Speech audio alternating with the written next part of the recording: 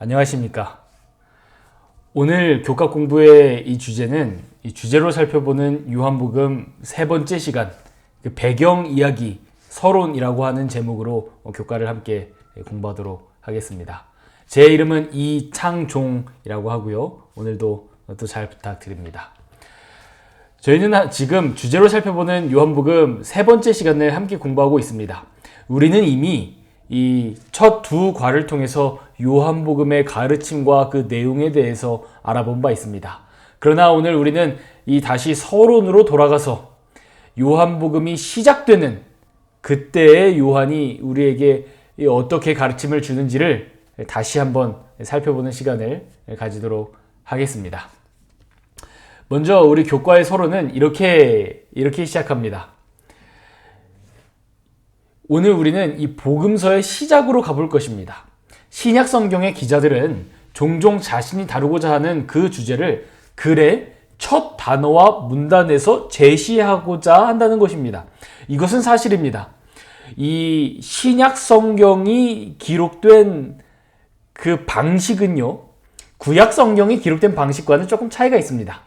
구약 성경, 이 히브리 문학에서 어떤 가르침을 주는 방식은 어떤 방식이냐면 옛날 옛적에 어떤 한 사람이 있었는데 이렇게 이야기를 통해서 우리에게 예화와 예시로 가르침을 주는 것, 이것이 구약 성경의 방식입니다.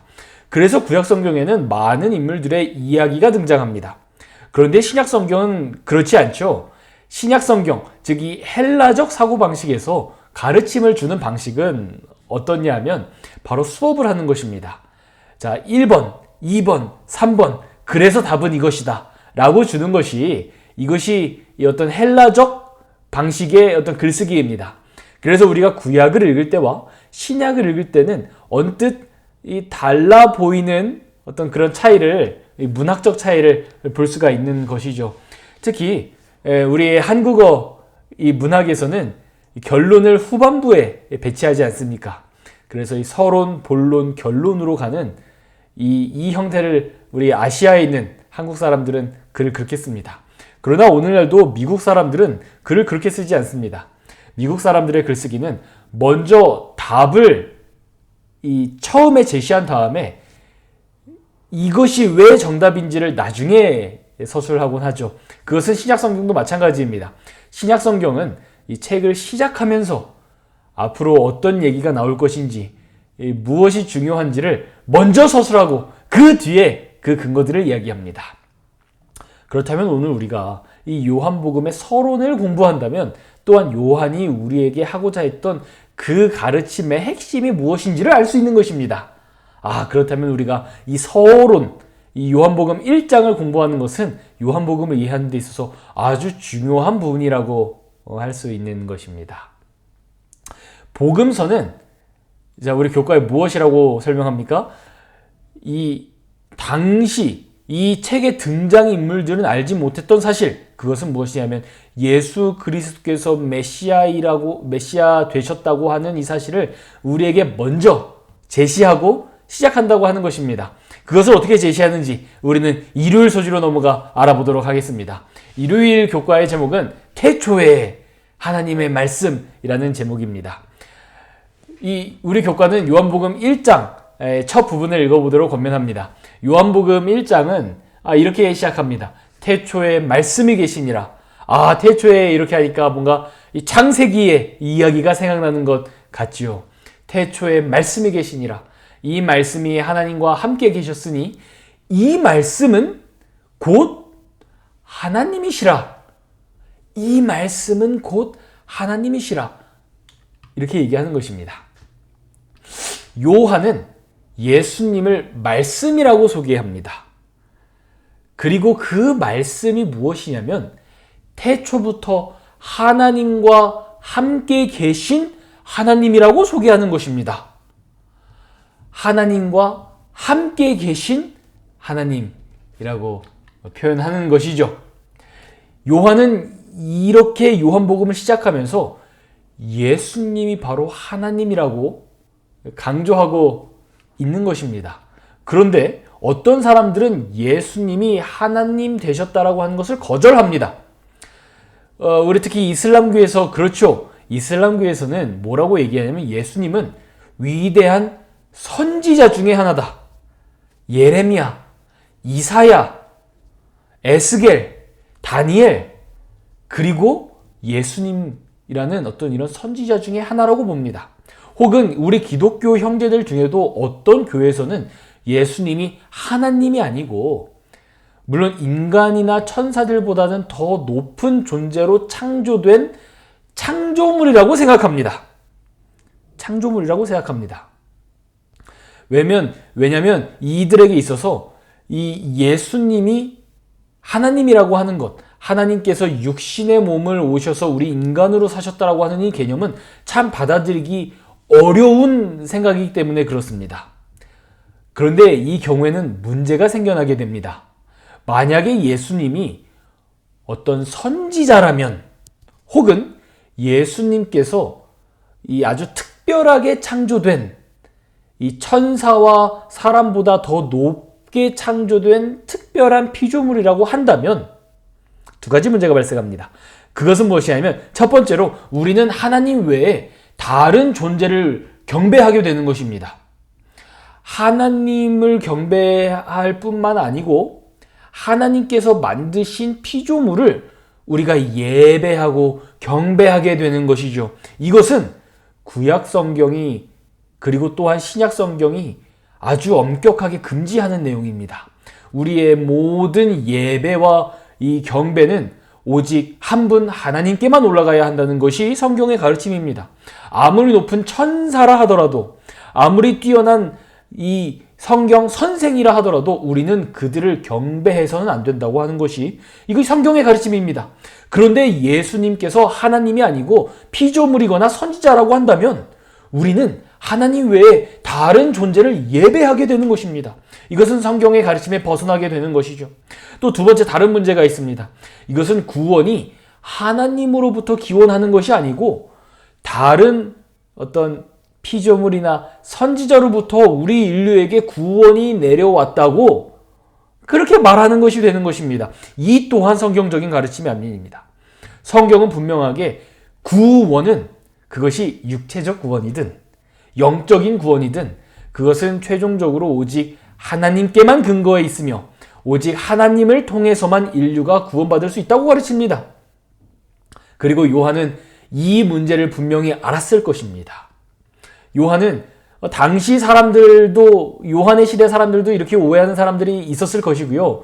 먼 미래에는 사람들이 이것을 오해할 수 있겠다라고 생각했던 것이죠. 그래서 요한은 요한복음을 기록하면서 이렇게 기록하는 것입니다. 태초에 말씀이 계시니라.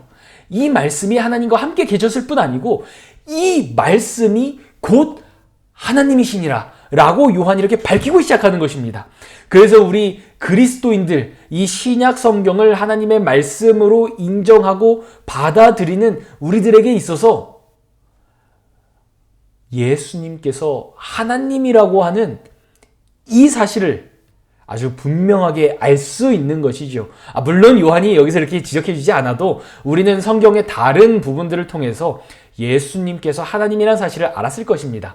그러나 요한이 이것을 아주 분명하게 우리에게 설명해 주고 있는 것이죠. 여기에는 그 어떠한 이견도 없습니다. 만일 우리 성도님들 주변에 어떤 다른 분들이 예수님은 하나님이 아닙니다. 예수님은 어떤 선지자입니다. 혹은 예수님은 이 천사보다는 더 높지만 그래도 하나님으로부터 창조된 존재입니다 라고 그렇게 누가 주장한다면 여러분 바로 요한복음을 펼쳐서 이 부분을 보여주십시오. 요한은 우리 신약 성경은 분명하게 예수님은 하나님이라고 이야기하는 것입니다. 그래서 우리는 예수님을 경배할 수 있는 것입니다. 그래서 우리는 구원을 얻을 수 있게 된 것입니다. 다음으로 넘어가 보도록 하겠습니다. 우리 교과가 특별하게 지적하는 부분이 있습니다. 이 말씀이라고 번역된 이 헬라어 단어는요, 로고스라고 하는 단어입니다. 그런데 이 로고스라고 하는 단어는 당시 그리스 철학, 이 사도 요한보다 이전에 있었던 철학자들, 그리고 사도 요한과 동시대를 살았던 철학자들에게 있어서 굉장히 중요한 철학적 개념이었습니다. 요한이 그 철학적 단어를 이 성경에 기록하면서 설명하고 있는 것이죠.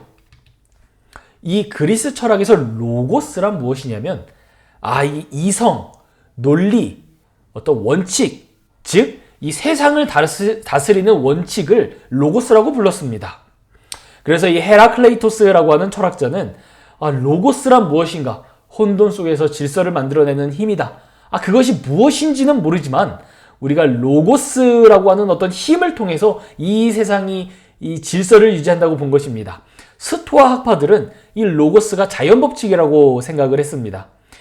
이 사과가 나무에서 떨어지고 사람이 나이가 들면 이 목숨을 잃어 흙으로 돌아가는 이 세상을 다스리는 자연법칙이 있지 않습니까? 그래서 이 세상을 다스리는 물리법칙, 이 물리학이 바로 로고스라고 본 것입니다. 플라톤은 이 세상을 영적인 세상과 육적인 세상으로 나눴습니다. 그 영적인 세상, 우리가 영성을 추구하고 눈에 보이지 않는 어떤 하늘의 것이 이 세상을 다스리는 원칙, 세상을 다스리는 원리이고 육체적인 것은 보잘것없는 것이라고 주장을 한 것입니다. 여기서 바로 어떤 수도원주의, 영성주의가 발생하는 것이죠. 이 땅에 우리가 잠을 자고 맛있는 것을 먹고 즐거움을 느끼는 것은 모두 악한 것이다.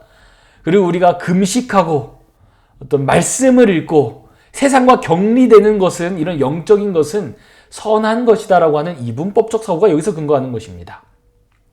그래서 이 그리스 철학자들은 이 세상이 도대체 무엇으로 유지되고 무엇으로 돌아가는가 라고 하는 것을 이 로고스라는 주제로 토론을 벌였던 것입니다. 요한은 그 단어를 사용해서 이렇게 얘기합니다. 무슨 어떤 이 질서를 만들어내는 힘이 로고스라고? 아니야. 이게 어떤 물리법칙, 물리학이 로고스라고? 그게 아니야. 로고스가 무엇이냐면 예수님이 로고스라고 설명하는 것입니다. 예수님이 이 세상을 다스리는 원칙이라고 우리에게 설명하는 것입니다. 아마 이 말씀을 읽었던 이 그리스의 이 철학자들은 아마 깜짝 놀랐을 것입니다. 아니, 어떻게 어떤 사람이, 그들의 눈에는 예수님이 그냥 사람으로 보였을 거 아닙니까? 어떤 그냥 사람이 이 세상을 다스리는 원칙이라고? 그 사람이 이 세상을 움직이는 힘이라고? 아마 깜짝 놀랐을 것입니다. 그런데 우리 기독교인들에게 있어서, 그리고 요한에게 있어서 이것은 전혀 깜짝 놀랄 일이 아니고 오히려 아주 당연한 일이었던 것입니다. 예수님이 바로 이 땅을 다스리는 원칙이자 힘이라고 요한이 그렇게 설명하고 있는 것입니다. 그러면 어떤 분은 이렇게 질문할지도 모르겠습니다. 그러면 왜 로고스를 말씀이라고 번역했습니까? 이것을 원칙, 어떤 원리, 이렇게 번역해야 되는 거 아닙니까? 이렇게 질문하실 수도 있습니다. 그것은 아주 올바른 질문입니다. 아주 올바른 질문입니다.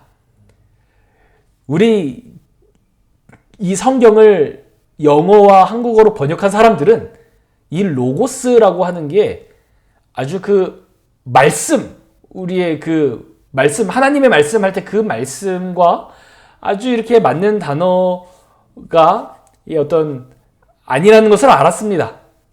그런데 번역을 하려고 보면 이 아주 깊고 깊은 어떤 철학적 사고를 그런 사고가 없는 다른 언어로 번역을 해야 되잖아요.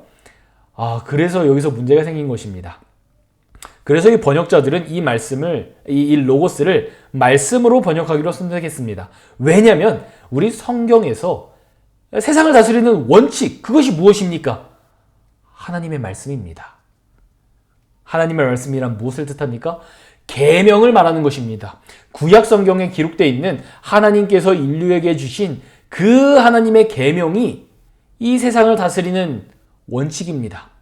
하나님께서는 그분의 품성을 율법을 통하여 우리에게 계시하셨으며 우리는 하나님의 그 모세에게 주신 율법을 통해서 하나님께서 어떤 분이신지, 하나님께서 어떤 표준으로 사람을 심판하시고 하나님께서 어떠한 기준으로 이 세상을 다스리는지를 우리가 알 수 있다는 것입니다. 그래서 이 로고스, 세상을 다스리는 원칙이라고 하는 이 철학적 용어를 말씀이라고 번역한 것이죠. 그런데 요한이 여기서 그치지 않습니다. 이 말씀이 누구라고요? 예수님이 말씀인 것입니다. 이것은 저는 아주 올바른 번역이라고 생각합니다. 예수님은 구약 성경에 주어진 하나님의 계명, 세상을 다스리는 그 원칙이 사람이 되어서 이 땅에 내려와 당시 사람들과 후대의 성경책을 읽을 우리들에게 하나님께서 이 땅을 다스리는 구원의 원칙을 설명해 주기 위하여 성육신하셨다는 것입니다. 우리는 예수님을 통해서 그것을 배울 수 있다고 하는 것이죠. 그래서 말씀이 육신이 되어 우리 가운데 거하심에, 이것은 하나님께서 우리 가운데 거하셨다라는 말도 됩니다. 그리고 또한 한편으로 이 세상을 다스리는 구원의 원칙이, 심판의 원칙이 우리에게 모본으로 이 땅에 내려왔다라고 말할 수도 있는 것입니다. 이것이 요한이 예수님을 당시에 하나님을 모르던 사람들과 또 하나님을 알고 있는 우리들에게 예수님을 설명하는 방식인 것입니다. 우리 교과는 이것을 아주 중요하게 설명하고 있습니다. 그러나 우리 교과가 또 설명하지 않는 부분 중에 제가 아주 중요하다고 생각하는 부분이 있는데요. 그것을 제가 조금 설명드리도록 하겠습니다. 그것은 이 태초에라고 하는 단어입니다. 이 태초에라고 하는 단어는 아르케이라고 하는 헬라어 단어입니다. 이 단어도 아주 철학적인 단어입니다.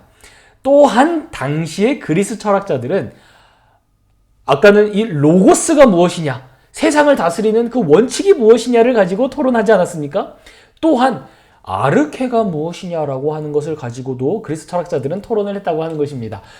이것은 어떤 토론일까요? 그리스 철학에서 아르케란 원인 혹은 기원을 설명하는 단어입니다. 그것은 이 세상이 무엇으로 이루어져 있는가라고 하는 그 논리를 펼치기 위한 어떤 철학적 단어인 것입니다. 아까 로고스는 뭐였죠?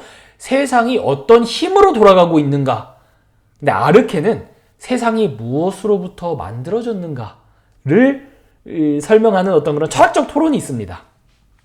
아리스토텔레스는 여러분 잘 아시죠? 아리스토텔레스의 사원소설은 아주 중요하기 때문에 우리 중고등학교 교과 과정에서도 가르치는 내용입니다. 이 사람은 뭐라고 생각했냐면 이 세상은 불, 물, 흙, 공기로 이루어져 있다. 이렇게 주장을 했습니다. 이 탈레스라고 하는 사람은요, 세상의 모든 근원은 물이다. 물에서부터 모든 것이 발전했다라고 이렇게 주장을 했습니다. 데모크리토스는요, 이 세상은 원자로 이루어져 있다. 이렇게 주장을 했습니다. 이 말은 과학적 사실로 보면 어느 정도 사실이기는 하죠. 이 세상의 모든 것은 원자로 이루어져 있기는 합니다. 그런데 요한이 말하는 이 세상의 기원, 이 세상이 무엇으로 만들어졌는지를 요한이 어떻게 설명합니까? 이 세상은 말씀, 그 말씀이 무엇이라고 그랬습니까? 그 로고스가 무엇이라고 그랬습니까? 예수님으로 이 세상이 만들어졌다고 요한이 설명하는 것입니다. 이 세상은 무슨 불에서부터 모든 게 근원했다. 물에서부터 모든 게 만들어졌다. 요한이 이렇게 말하는 것이 아니고요. 예수님으로부터 이 세상의 모든 것이 만들어졌다라고 요한이 지금 그렇게 설명하고 있는 것입니다. 마찬가지로 당시의 그리스 철학자들은 이 요한의 설명을 듣고 깜짝 놀랐을 것입니다. 어떻게 저 그냥 사람이 이 세상의 모든 것을 만들었다고 할 수 있느냐? 당시 사람들은 그렇게 봤겠죠. 근데 요한은 그렇게 이게 전혀 이상한 사실이 아니었다는 것입니다. 왜냐하면 요한에게 있어서 예수님은 하나님이었기 때문에 그렇습니다. 그래서 이 요한복음 1장 3절을 보시면 만물이 그로 말미암아 지은 바 되었다. 지은 것이 하나도 그가 없이는 된 것이 없다. 요한이 그렇게 설명합니다. 요한의 이 설명은 우리가 그냥 읽어도 이해할 수 있지만 이 1장 1절의 이 태초, 아르케와 말씀, 로고스가 어떤 의미가 있는지를 알고 보면 1장 3절의 말씀이 아주 분명하게 보이실 것입니다. 바로 예수님께서 이 땅에 모든 것을 만드셨을 뿐만 아니라 예수님께서 이 땅의 모든 것을 다스린다고 요한이 그렇게 얘기하고 있는 것입니다. 그래서 예수님은 하나님이시며 또한 그분이 이 땅에 인간으로 오셨다라고 하는 이것이 요한복음이 시작하면서 강조하는 바입니다. 그리고 앞으로 우리가 요한복음을 계속 읽어나가면서 요한은 이 이야기, 이 주제를 계속해서 반복할 것입니다. 이것이 어떻게 반복되는지는 더 나중에 이따 다른 소지에서 알아보도록 하겠습니다. 지금은 월요일 소지를 여기서 마치도록 하고요. 화요일 소지로 이렇게 넘어가 보도록 하겠습니다. 말씀을 듣는 자와 듣지 않는 자. 자, 요한복음 1장 9절부터 이렇게 시작합니다. 참 빛, 세상에 와서 각 사람에게 비추는 빛이 있었나니 그가 세상에 계셨으며 세상이 그로 말미암아 지은 바 되었으되 세상이 그를 알지 못하였고 자기 땅에 오매 자기 백성이 영접하지 아니하였으나 영접하는 자, 곧 그 이름을 믿는 자들에게 하나님의 자녀가 되는 권세를 주셨으니 요한이 이렇게 이야기합니다. 여기 각 사람에게 비추는 빛, 이것이 아주 중요합니다. 여기 이 각이라고 하는 이 단어는요, 헬라어 단어로 이 판테스라고 하는 단어입니다. 이것은 모든을 뜻하는 단어입니다. 이 말씀은 무엇이냐면 이 세상 모든 사람에게 하나님의 빛이 비추어졌다고 하는 것입니다. 이것이 왜 중요할까요? 어떤 사람들은 우리 그리스도인 형제 중에서 어떤 사람들이 이렇게도 얘기합니다. 예수님의 구원 사역은 이 구원을 받기로 결정된, 하나님께서 구원을 받기로 결정하신 일부의 몇 사람들에게만 주어진 것이고 하나님께서 구원해 주지 않기로 한 사람들은 이 빛을 받지 못했다라고 하는 이 어떤 이 예정론을 받아들이는 우리 형제들이 있습니다.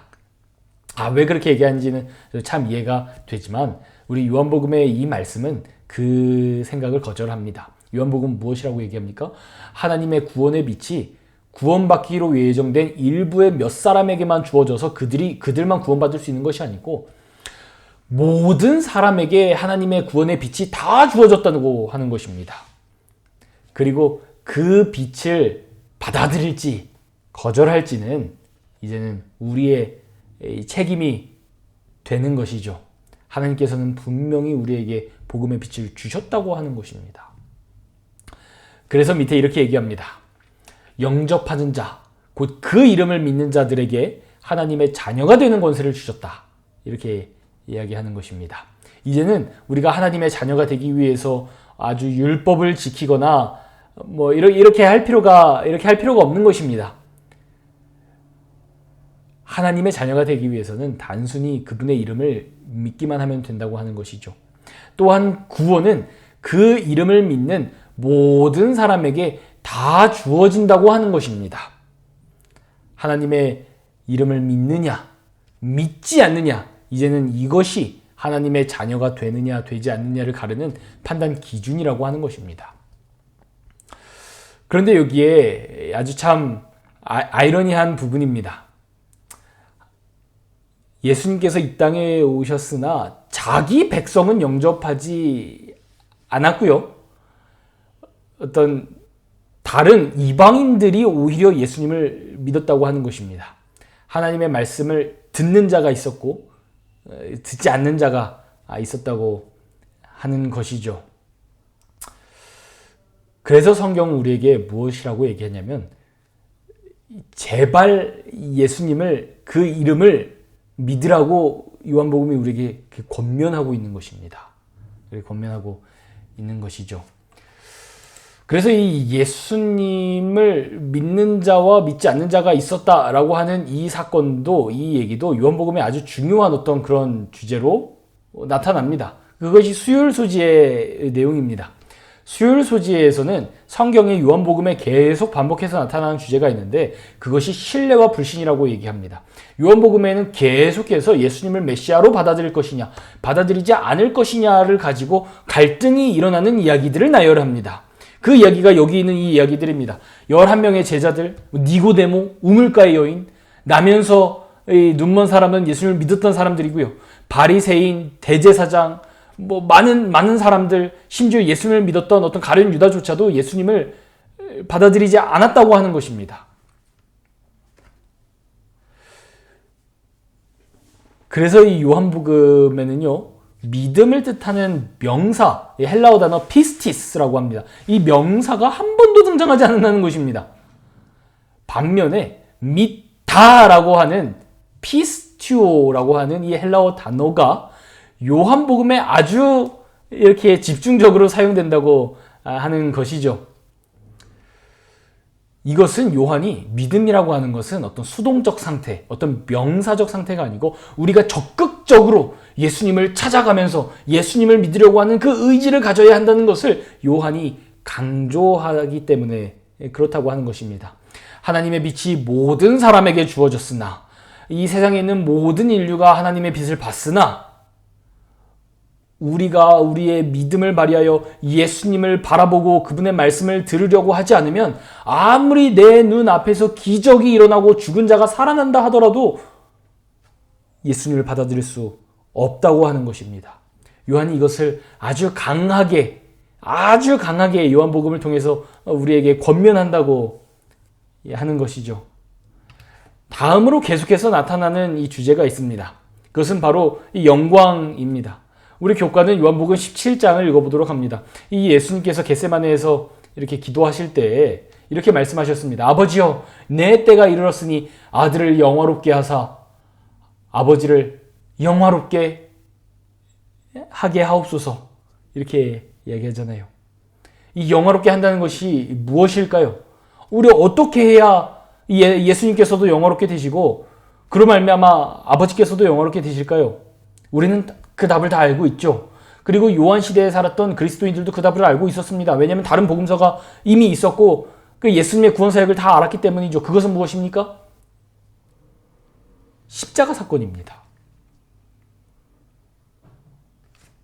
예수님께서 뭐라고 말씀하셨냐면 자기가 저 낮은 곳에 처해서 십자가에서 사람들에게 조롱을 받고 죽임을 당하는 이것이 영광이라고 얘기하셨다는 것입니다.